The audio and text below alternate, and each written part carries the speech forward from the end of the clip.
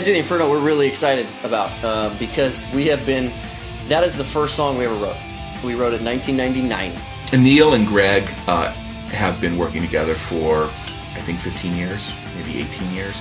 They met in high school, and they have a really strong relationship that goes outside of their work in the band.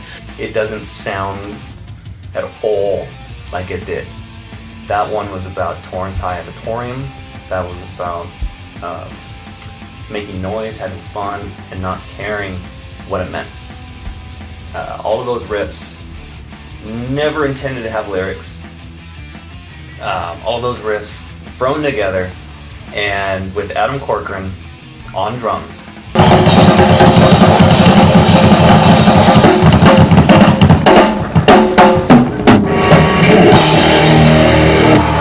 Shoot, I'm giving his daughter piano lessons now, you know? And it's really cool to see what started, what it has become. It has gone through like 20 different iterations. We never found the exact, like we had the main riff and you know that middle section, we've had that, and we always knew that was going to make it. The chorus is always the same. We've gone through the song with lyrics, without.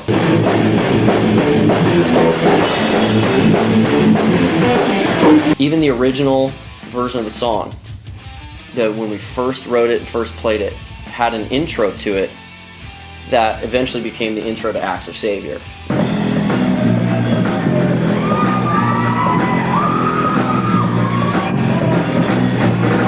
That was on Edge of the Inferno first, but we eventually decided that didn't quite fit.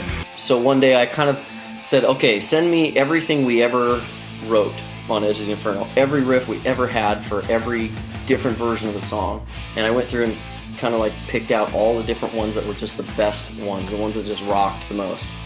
And we then took those and just arranged the song. And this was going up until pre-production, it was gonna have lyrics.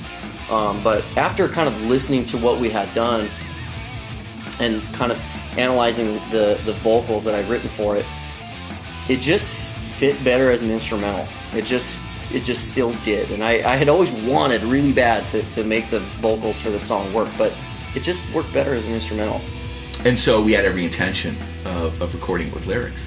And there came a point in the process where we got together and that first instinct, you know, I mean, even when you're, 17, 18 years old, your first instinct is this is an instrumental.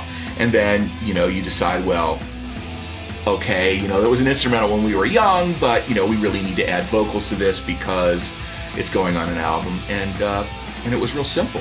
It was, well, let's just keep it an instrumental. And not have to re-record it because it really worked that way in its original inception as it was written, because it was written that way. So maybe adding vocals or adding a vocal line to it would have destroyed the instincts that they had when they wrote that song. And so we just came back and just kind of filled out a couple of things. We were getting ready to do vocals, and we decided on that day we brought Greg back in, and he added some guitar parts that worked around where vocals would have been. So for this album, this is the one song that reaches back to what was, and it's really an awesome thing that we were able to rewrite this and make it more about what this album represents, not just the memory. It's all about the growth. For me, it's that edge. It's that